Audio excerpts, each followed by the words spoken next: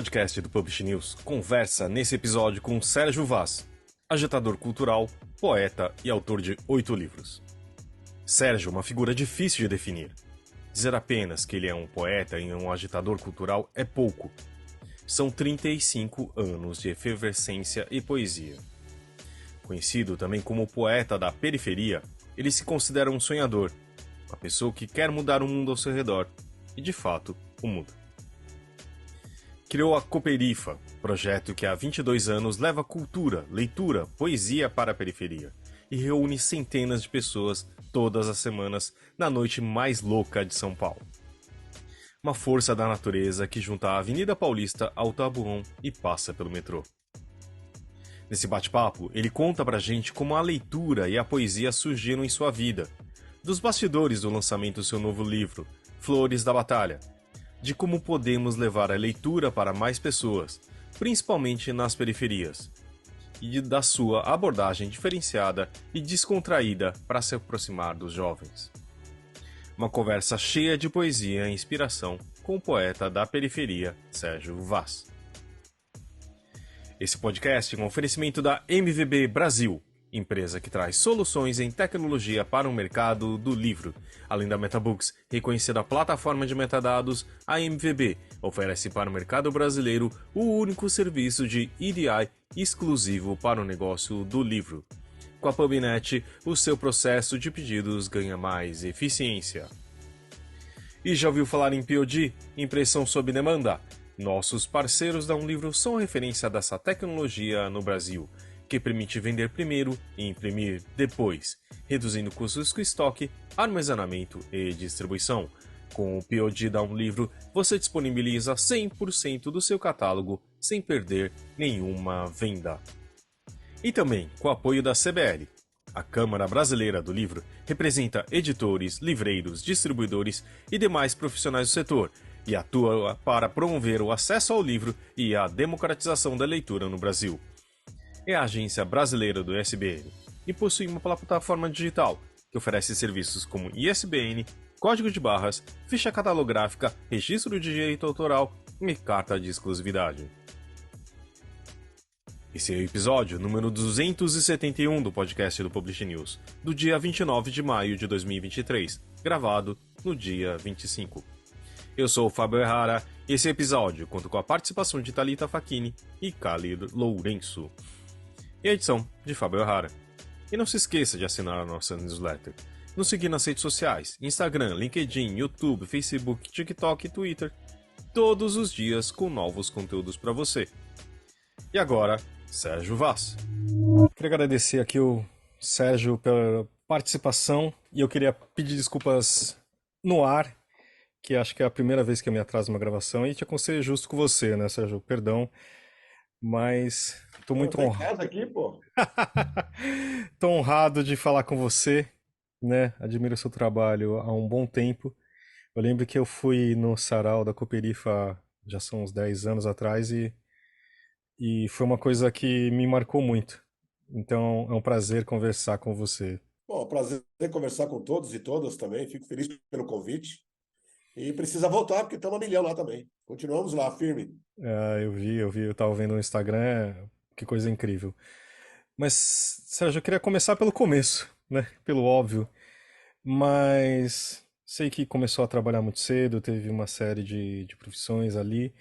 Mas eu queria conhecer um pouco ouvir de você um pouco do leitor, né? De que como que era como você conheceu os livros? Você tem alguma lembrança de algum livro importante que te marcou? Como que é o Sérgio leitor nos primeiros, ali no começo? Bom, meu pai veio de Minas Gerais, do norte de Minas, para morar em São Paulo no início dos anos 70, 71. E ele trouxe com ele o hábito da leitura. Então a gente morava num cortiço, um lugar pequeno, e ele estava sempre com uma vela lendo os livros. Aí depois, já na outra casa, ele gostava de ler e eu comecei a imitá-lo. Imitá-lo literalmente. Aí ele percebeu o meu jeito de ler os livros dele e ele começou a comprar os livros de contos de fadas. João e Maria, Branca de Neve, Feijão e o Sonho. Aí logo em seguida eu parti para os infantos juvenis, A Ilha Perdida, Os Caravelhos do Diabo, Agatha Christie. E aí a paixão foi tomando conta. O mesmo garoto que queria ser jogador de futebol, morando na periferia de São Paulo, tinha uma atração por livros.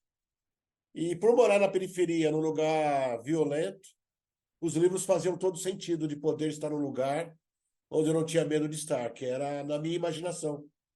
Poder sair do lugar de pobreza, de violência.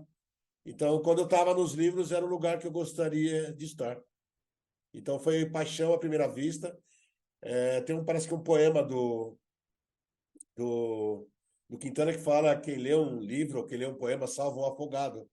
Então, acho que a literatura fez isso comigo. Me viu a mão estendida e salvou. Acho que tem uma coisa parecida, que eu cresci também no subúrbio de São Paulo, no Jardim Miriam, e eu era um perna de pau, né? Então, assim, a brincadeira de todo mundo era jogar bola e eu não sabia, né? Não conseguia.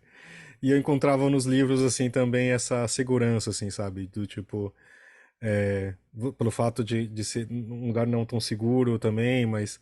E eu não tenho nem a habilidade que era preciso para para me ali. Mas enfim. E a poesia, como que Eu entrou joguei bola nisso? no Jardim Miriam. Eu joguei Oi? bola no Jardim Miriam. É não? Joguei bola naquele time do Mickey. É ali mesmo. Eu só passava na frente, né? Obviamente, porque, né? Perna de pau é assim. E como poeta, como que apareceu a poesia nessas leituras? Você não Pelo visto, você comentou só alguma coisa de ficção ali e tal, mas. Eu tinha preconceito contra a poesia, né? Porque eu achava que poesia era uma coisa de intelectual, uma coisa que você tinha que escrever e só o cara muito inteligente poderia entender o que estava escrito ali, né? Então, ou então alguém que tinha perdido a namorada e que estava com uma dor eterna, e que vieste, que falaste, que tinha que ter essa linguagem. Ah, tu vieste, tu falaste, tu me maltrataste. Então eu não gostava nem um pouco. E eu também achava que não tinha utilidade. E eu venho dos bailes blacks de São Paulo. Eu cresci ouvindo James Brown, Betty Wright, Aretha Franklin. Eu cresci ouvindo Marvin Gaye. E quando eu servi o Exército, em 83, na época da ditadura militar, eu já estava pegando gosto pela música popular brasileira. Ouvindo Chico, Taiguara, Gonzaguinha. E ali, lendo essas músicas e as pessoas me explicando e dizendo, eu não entendi, a pessoa falou, isso é uma metáfora. E assim como no filme O Carteiro Poeta, quando o Grupo Ouro descobre as metáforas, eu descobri as metáforas e fiquei apaixonado. Falei, então isso é poesia? Então foi uma coisa que falei, então eu posso defender um país usando a poesia, eu posso lutar contra o racismo, eu posso lutar contra a fome. E aí eu me apaixonei, porque aí eu descobri as metáforas, a utilidade das palavras. Que as palavras, além de belas, elas têm que ser úteis. E foi aí, falei, não, eu quero ser poeta. E aí, em seguida, eu conheci a obra de Pablo Neruda, aí eu quis ser mais poeta ainda. Então, foi assim que eu descobri, através da música popular brasileira, ouvindo Chico, ouvindo Caetano, ouvindo Gonzaguinha, ouvindo Bethânia. Sérgio, eu queria só voltar um pouquinho ainda nessa parte do seu primeiro contato com a literatura, com os livros, que você comentou do seu pai, né? E aí eu queria saber se seu momento de leitura quando criança era só você, o seu pai, ou você, sei lá, você conseguiu também trazer seus amigos para essa parte da leitura? Você indicava livros já desde criança? Como é que era? Ou era só você dentro da sua casa, no seu espaço seguro? Não, era muito solitário, porque tenta imaginar você morando no Parque Santo Antônio, na região do Jardim Anja, em 1975, 76, 77, onde a maioria das ruas não tinha asfalto, você ser um garoto que gosta de leitura. Então era tipo o garoto gangorra. Quando eu sentava, todo mundo levantava. Você entendeu? Lá vem esse cara falar de livros. E então era difícil para mim, porque além da solidão que a gente tem a solidão dos livros, que é você não tem com quem falar. Você entendeu? Em qualquer roda você conversa sobre tudo, mas na hora da literatura ninguém quer conversar. Então era um momento muito solitário para mim. E eu também não gostava de ser leitor porque eu achava que era um cara estranho. Pô, ninguém gosta, só eu gosto disso, não é? Então também não era uma coisa legal gostar. Então eu tinha raiva de ser quem eu era, né? Então todos os problemas de autoestima eu tinha esse também, de achar que era um cara esquisito. E só quando eu li o Don Quixote, que eu falei, quando eu terminei o livro, eu falei, não, eu não tenho problema nenhum, não. Eu sou um sonhador. Quem tem problema é o mundo, e se o mundo tem problema, não é problema meu. Então, novamente, o livro me salvou. E aí eu gostei de ser leitor. Então, era isso, era solitário, era muito difícil isso. Ainda é difícil hoje também. Não é, é um país que não lê, não é? Mas é engraçado que agora, com todos os seus projetos sociais, você conseguiu reverter isso, né? E trazer as pessoas para o mundo do livro de uma forma totalmente não solitária, digamos assim. É arrogância, né? Achar que todo mundo tem que gostar do que eu gosto, né? É para me sentir um pouco melhor nesse planeta, né? Eu acho que, mesmo sendo um poeta medíocre, aquilo que a gente faz é sempre tentar mudar o mundo ao nosso redor. E eu faço isso porque eu preciso disso também. Você entendeu? É a literatura onde atravessa a minha humanidade. Eu preciso disso para viver. Não é uma coisa que eu acordo e gosto de fazer só. Eu preciso, eu necessito. Eu necessito das palavras. Eu preciso sentar numa roda para falar das coisas que eu gosto. Então, já que eu posso, tenho essa oportunidade, eu fico nessa missão. Quando eu fui na Fundação Casa, eu fiz um trabalho de 1 ano lá. No primeiro dia que eu fui, em 2008, se eu não me engano, eu cheguei achando que ia mudar a Fundação Casa, né? Porque eu cheguei agora, todo mundo vai parar para me ouvir, porque eu sou foda pra caralho. E eu lembro que os moleques sentados, eu falei, quem gosta de poesia aí? Ninguém olhou pra minha cara, falou, ninguém gosta disso aqui não, senhor. Eu falei, caraca, caramba, e agora? Aí eu falei assim, olha, vou ler um poema. E eu recitei Nego Drama do Racionais MCs. E a música é tão soberana que demorou para eles entenderem que eu estava recitando uma letra de música do Racionais MCs. Quando eu comecei a falar, depois de uns, sei lá, uns 15, 20 segundos, que eles começaram a recitar junto comigo. E aí, todo mundo recitando junto, porque sabia a letra, e alguém falou, ô poeta, dá licença. Eu falei, pois não. Racionais é poesia? Eu falei, então nós gostamos. Então eu entendi ali que todo mundo gosta de poesia, só não sabe que gosta. Aí o meu trabalho começou a ganhar sentido, que é lembrar as pessoas que elas gostam de literatura e só não sabem que gostam. Entendeu? Então acho que é isso. Eu estou na missão de lembrar as pessoas que elas gostam de literatura. Falando um pouco do seu livro novo, O Flores da Batalha, eu achei interessante que você lançou tanto no Itaú Cultural quanto em Tabuão, né? E também está num espaço dentro do metrô, né? Que tem milhões de pessoas passam ali. E é um personagem, é como se fosse um personagem no seu livro também, né? A cidade, né? Só que também tem todas essas... A diferença de estar na Paulista, né? Na Avenida Paulista ali, dentro de um instituto cultural, do Itaú, etc. Só que tá bom, como que você transita por esses lugares, né? E sua literatura transpassa isso também? O meu sonho era ser um poeta popular, desde sempre. E eu tenho tudo para ser um poeta popular. Eu sou preto, periférico e sou semi-analfabeto. Então, como diria o Milton Santos, eu sou outsider, não faço parte de nenhuma academia, não faço parte de nenhum grupo. Eu sou aquele que as pessoas falam, meu, tolera ele porque ele é da periferia, tá ligado? Além do preconceito racial, tem o preconceito linguístico. E quando eu estou nesses lugares, de alguma forma, é que esses lugares entendem que o povo tem que chegar, que nós fazemos parte desse país, que ainda que eu não tenha o domínio da língua portuguesa, ainda que a língua portuguesa me maltrate, que a gramática me humilhe, eu sou brasileiro. Eu tenho coisas para falar. Eu tenho coisas que a exposição no metrô é isso. Eu queria falar com essas pessoas que adoram Deus chamado trabalho e que acordam cedo para enfrentar tudo e a todos e que precisam de uma dose de poesia em sua vida. Talvez não a minha, mas que precisam de uma dose de poesia. E é onde eu estou, onde eu quero estar. Você entendeu? Então, se eu lancei meu livro na Brasilândia também. Então eu quero estar em todos os lugares. Eu não quero mais que alguém diga que eu posso, que eu não posso.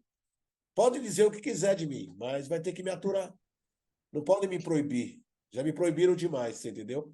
E aí eu quero me comunicar o máximo que eu puder. Porque eu acho que difícil não é escrever um livro. Difícil é achar quem gosta daquilo que você escreve.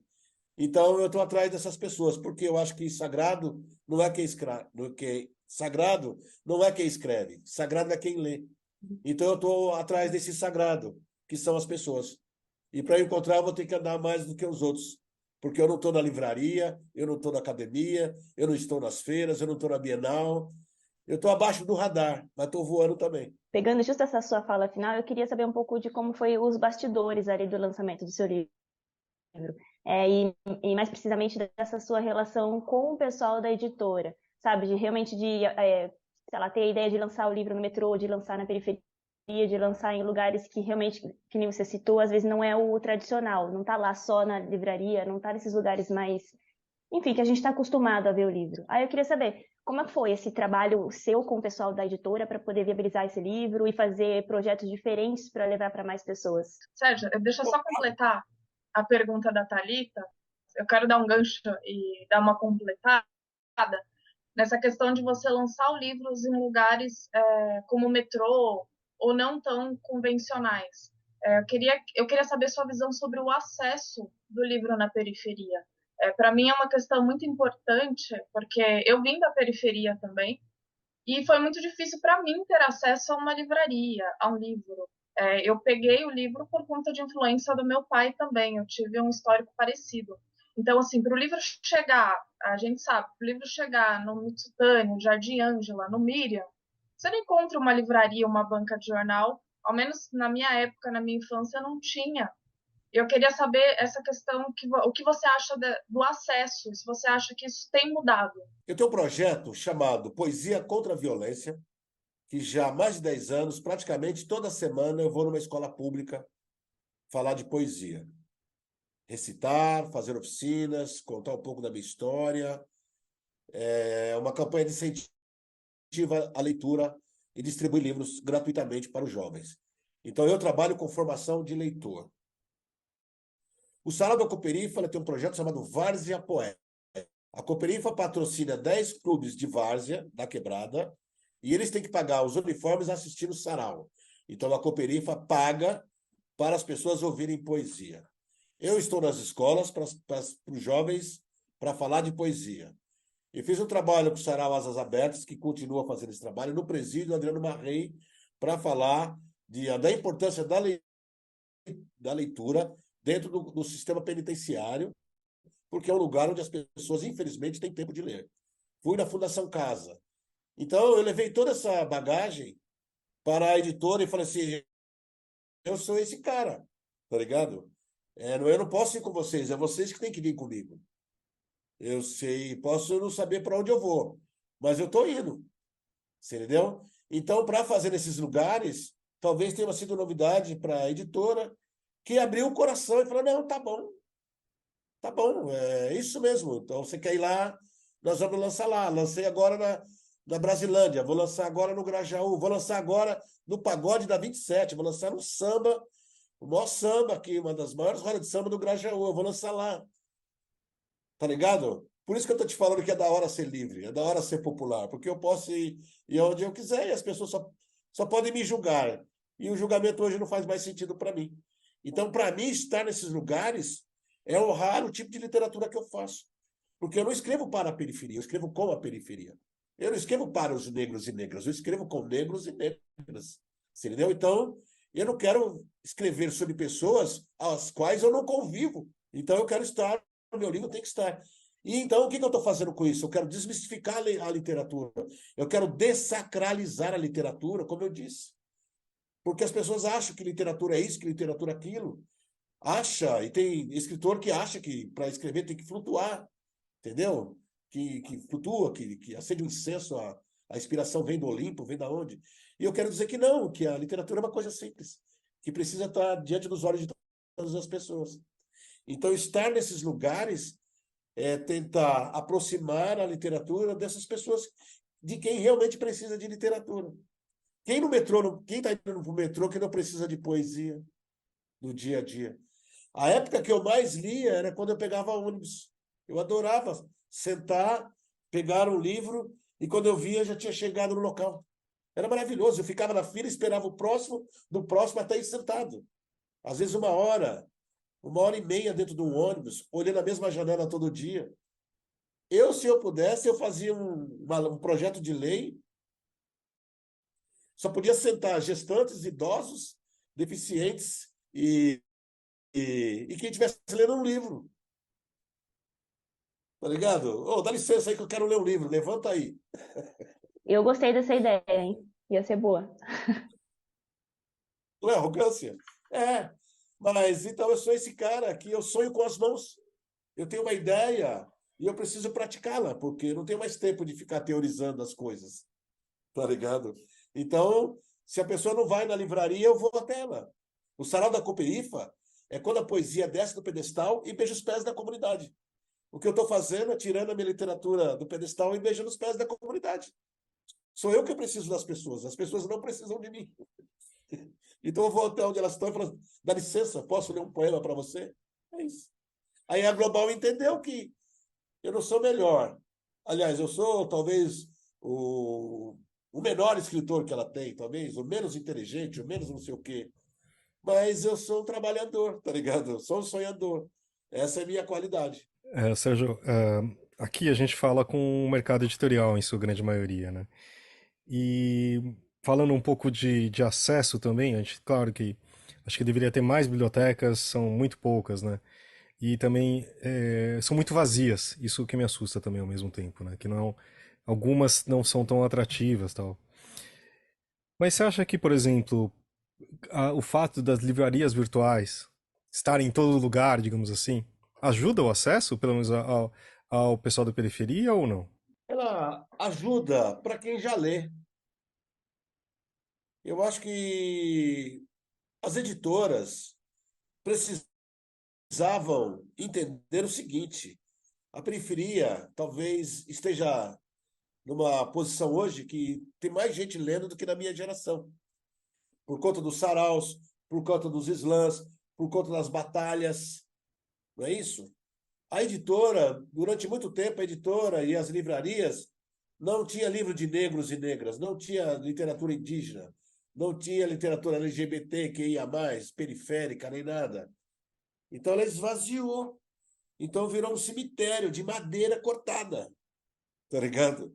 Então, ela precisa patrocinar eventos na quebrada, ela precisa atrair, ela precisa também descer do pedestal.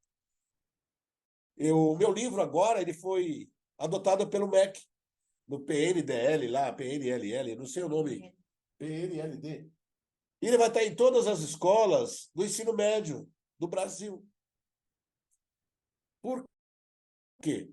Porque eu estou há anos na escola. Eu estou há anos ali, há anos os professores escolher e falar, esse cara aqui está sempre aqui.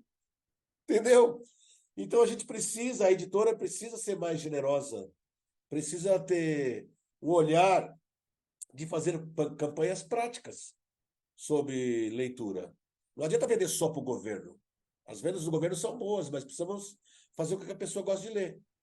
Então eu acho que online é da hora.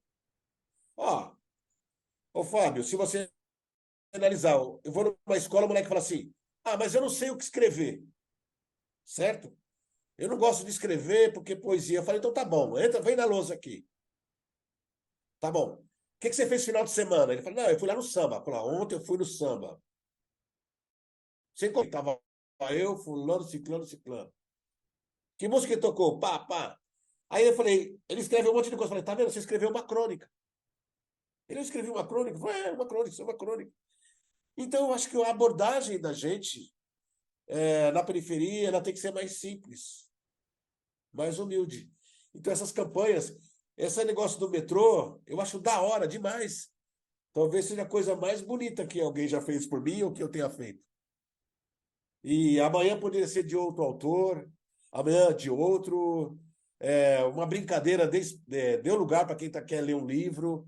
Coisas, eu não sei te falar, mas seria isso. Eu acho que ajuda, mas não é o suficiente. Como você disse agora, as editoras atualmente têm lutado por mais diversidade. Você tem sentido essa diversidade chegar nas periferias? Como diz, tem uma frase no seu livro que me fixou muito na minha cabeça, que é a seguinte: a cabeça cheia de nada não entende a panela vazia de tudo. E eu assimilei com aquela frase da música do Arnaldo Antunes: a gente não quer só comida, a gente quer comida, diversão e arte.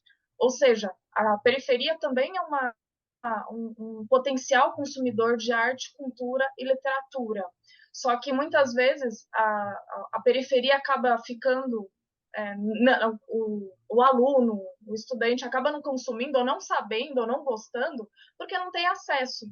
Você tem visto uma mudança real vinda do mercado editorial nas periferias de São Paulo, levando mais livros, literatura, cultura e arte?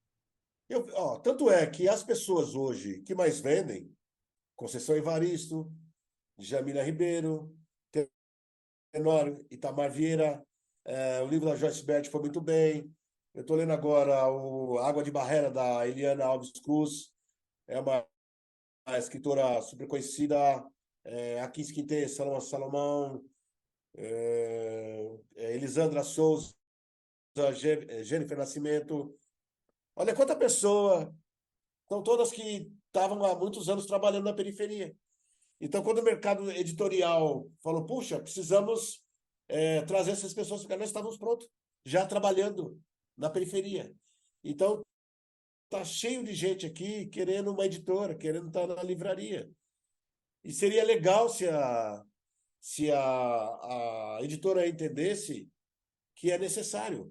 Eu sou o primeiro livro de muita gente, que é orgulho maior do que isso. Eu faço trabalho na EJA. A pessoa fala, a primeira vez que eu vi um livro foi o seu livro. Que é maior orgulho do que isso. Então, eu acho que tem tido mudança, mas ela não é significativa ainda. É um aceno, né? É um flerte, mas o namoro ainda não está concretizado. Estão precisando de mais iniciativa, estão precisando de mais força, porque tem muita gente para ler. Não é? Eu, quando olho, eu vou numa escola pública, ela fala assim, vamos lá comigo na escola. Ninguém gosta de ler. Eu falo, é lá que a gente tem que ir. Entendeu? Então, a gente tem que mudar o olhar. Eu acho que as editoras estão olhando, mas não pode olhar com esse olhar exótico. Entendeu? Tem que ter um plano de literatura que a periferia está lendo. Olha, saraus, onde as pessoas se reúnem para falar de poesia. Slams tem uns montes, debaixo da ponte, dentro do bar, na praça. Olha o público. E quem fez isso? Foi a periferia. Então a editora só pode somar, já está pronto, é só somar. Sérgio, falando em eventos, como a gente já apontou um pouco da Cooperifa, acho que tem mais de 20 anos, não é isso? Já completos. 22 anos. E eu adorei que eu fui lá no Instagram da Cooperifa e tal, que é a noite mais louca de SP, de São Paulo, não é isso? E qual que é a sua visão depois desses 23 anos? Que é possível verificar mudanças que aconteceram ali, ou a mudanças que trouxe ao redor? O que dá para analisar depois de tanto desses 22 anos? Depois de 22 anos, vale a pena sonhar. Né? Um clichê. Você vê, em volta do bairro, nós patrocinamos 10 times de futebol de várzea que carregam o nome da Cooperifa no peito. Deve ter mais uns 10 querendo entrar no projeto, mas como a gente está sem grana agora, está difícil. Nós fazemos um trabalho em todas as escolas do entorno e região. O Sarau da Cooperifa acontece toda terça-feira, semanalmente. Quando chove, quando faz frio, quando tem tempestade, nós estamos lá. Quem entrou lá com 20 anos, hoje tem 42. Quem tinha 15, hoje tem 37. Então, pessoas que chegaram lá estudando na escola, no ensino médio, hoje fizeram mestrado, doutorado. Pessoas que lançaram seus livros, seus discos. E a gente aprendeu uma coisa que a nossa lição não era mudar da periferia, era mudar a periferia. Então, as pessoas que moravam lá tinham vergonha de que moravam lá e mentiam que moravam lá para arrumar um emprego. E hoje ela fala, eu moro onde tem a Cooperifa. Então, essa mudança é brutal de autoestima. E quem deu essa autoestima? Foi a literatura. É muito foda isso, tá ligado? É a literatura, aquilo que ninguém queria que a gente fizesse. Ninguém gosta do que a gente escreve, ninguém lê os nossos livros, ninguém põe nós na livraria, mas nós estamos mudando. Nós fizemos a Semana de Arte Moderna da Periferia, tá ligado? Fizemos uma semana também de arte periférica. Fizemos um manifesto antropofágico da periferia. Nós somos arrogantes, nós somos o povo brasileiro, nós podemos tudo. Nós moramos no porão, ninguém sabe o que a gente faz, como a gente vive, do que a gente gosta. Então a gente pode fazer o que a gente quiser. Então acho que é isso, Fábio. As pessoas, se eu pudesse resumir, eu posso, eu sou possível. Então acho que o Salão da Cooperifa é isso, eu posso, eu sou possível. Eu moro perto do cemitério do Jardim São Luís, onde a maior quantidade de chumbo está debaixo da terra. É onde os jovens, você entendeu? Que são enterrados. Ninguém gosta de ser enterrado nesse cemitério. Eu moro lá. E uma vez, Thalita, Cali e Fábio, nós fizemos uma peça, uma esquete de teatro antes de começar o sarau. E o senhor me perguntou, Sérgio, o que vai ter aqui hoje? Eu falei, vai ter um teatro. Ele falou, teatro? Eu falei, é um teatro. Mas o teatro, teatro? Eu falei, o teatro, mas o teatro mesmo? E eu fiquei imaginando, que teatro que você está achando, né? Aí ele falou, não, porque eu vou lá pegar minha esposa. Aí foi lá, pegou a esposa dele e sentou lá, eu me perdi dele. E quando terminou, ele veio com os olhos marejados e disse, Sérgio, muito obrigado. Eu falei, você gostou? Ele falou assim, obrigado, eu poderia ter morrido sem nunca ter visto o teatro, tá ligado? É esse tipo de gente com quem a gente convive. Gente que morre sem ter ido ao teatro. Gente que morre sem nunca ter lido um livro. Gente que morre sem ter ido ao cinema. Então a gente está entre o cemitério para que ninguém morra sem ter ido ao teatro, sem ter ido ao cinema. Então é isso que nós mudamos na nossa comunidade. Está proibido de morrer sem ter acesso à cultura, você entendeu? Então é isso que a gente faz lá. E Sérgio, quais são os seus, sei lá, os seus próximos planos? É que assim, você já contou aí que teve uma evolução gigantesca para todo mundo que participa, que tem algum contato com todos os seus projetos. Mas aí o que mais? O que mais você queria agora para... Quais são os seus planos? Essa é a pergunta, na verdade. Olha, meu plano é levar essa exposição para todos os metrôs do Brasil. Eu acho que o meu trabalho consiste em levar poesia. Eu vou continuar fazendo o que eu gosto, né? Por exemplo, eu fiz um projeto chamado Poesia nos Muros, que eu coloquei nas favelas de Heliópolis, de Paraisópolis, nas quebradas. A gente tem o Cinema na Laje, Poesia no Ar. A gente vai sempre inventando alguma coisa para que as pessoas topem a poesia. O Leminski tem uma frase, distraídos venceremos, né? Distraído eles, venceremos nós. Então, o meu trabalho é isso, divulgar a poesia, divulgar a arte, e ver se de alguma forma a gente pega alguém pela armadilha da E poesia. outra pergunta, o Flores da Batalha acabou de sair, né? Você está aí lançando livro, fazendo promoção, né? Mas já tem algum outro projeto aí que encaminhado? Já tem alguma outra coisa que, enfim, a gente pode esperar daqui para frente? Tem, mas acho que eu não posso falar ainda. Ah, então tá bom. Então puxando aqui um spoiler. Vai que você conta em primeira mão aqui pra gente no podcast. Não, acho que não, senão vai me estragar. Demorou para conseguir. Não custava insistir, não custava insistir. Não, tá certo. Eu tô doido para falar, viu? Para falar não, para me exibir, né? Tô doido para me exibir, mas no momento eu não posso, não. Mas é continuar fazendo. Eu tenho um sonho de voltar com o clube de leitura, que era o clube de leitura que eu tinha em cima da laje, que era. A gente fez com a Ana Maria Gonçalves um defeito de cor na comunidade, a gente discutiu o livro, levou ela, a Elisandra, o Joaquim Quintê, e depois terminou com a feijoada. E eu quero voltar com o clube do livro, né? Fazer com a comunidade para se reunir em cima da laje, para a gente falar de literatura, conversar sobre livros. E a ideia também era, eu estou vendo se eu consigo, um patrocínio para levar a comunidade para ganhar uma cesta básica, mas só depois que discutir sobre o livro, você entendeu? Sem muita... pagar para a pessoa entender o que nós estamos fazendo. a gente vai terminar essa parte da entrevista e depois a gente sempre conversa aqui um pouco do que a gente está lendo e que a gente indica, tá? Para você lembrar de alguma coisa, Sérgio. Mas é o seguinte, tem um grande receio do mercado editorial que é parece que as pessoas estão lendo menos, né? Tipo, a indústria editorial, os números mostram que a gente tem caído no número, no volume de vendas, né?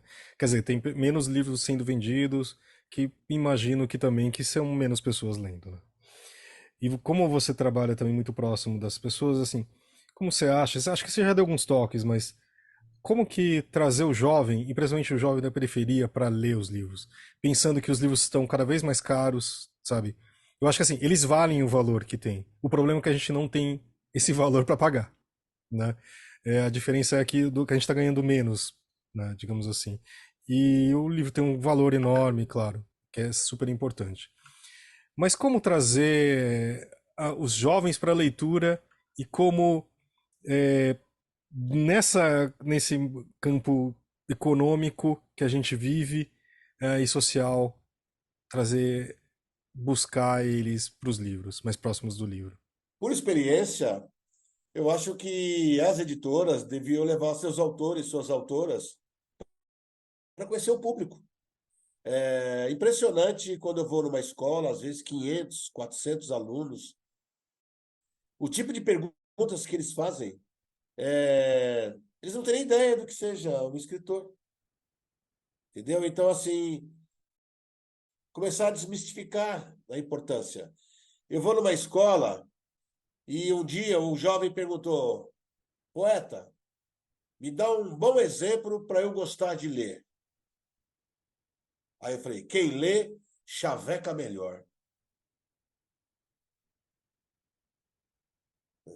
Certo?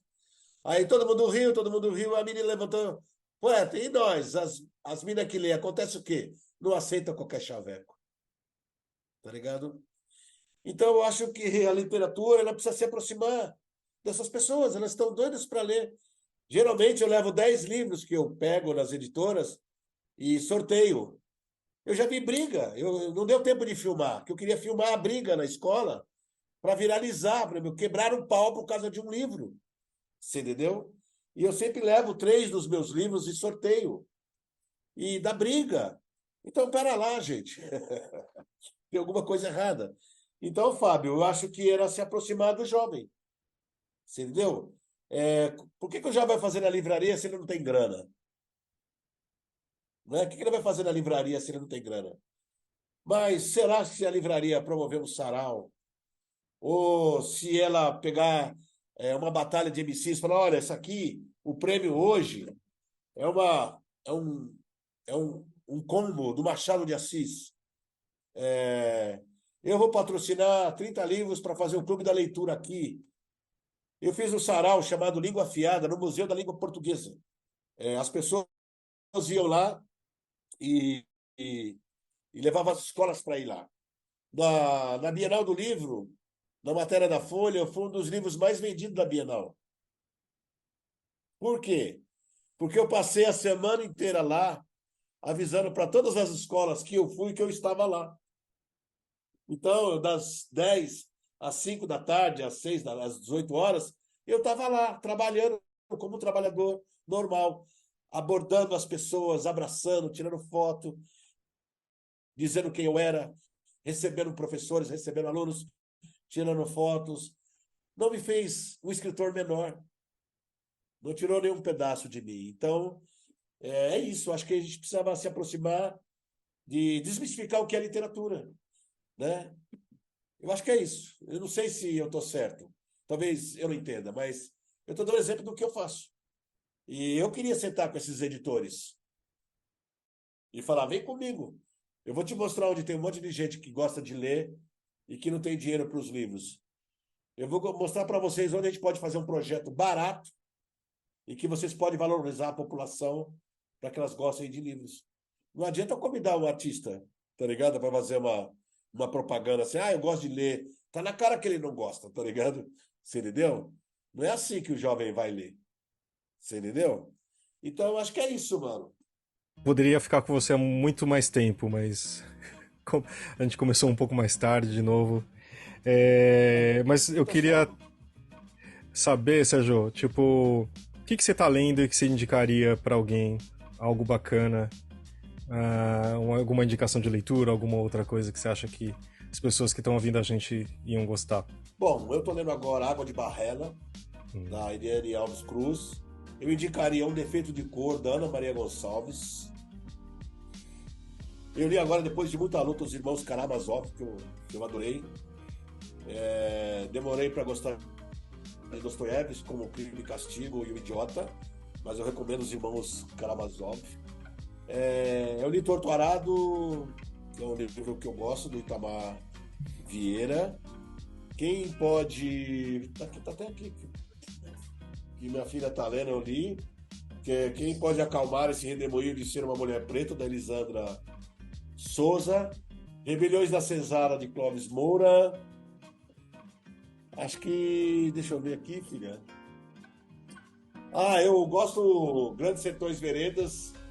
Na pandemia eu li, era um livro muito difícil. Tentei 2, 3 vezes para ler esse livro.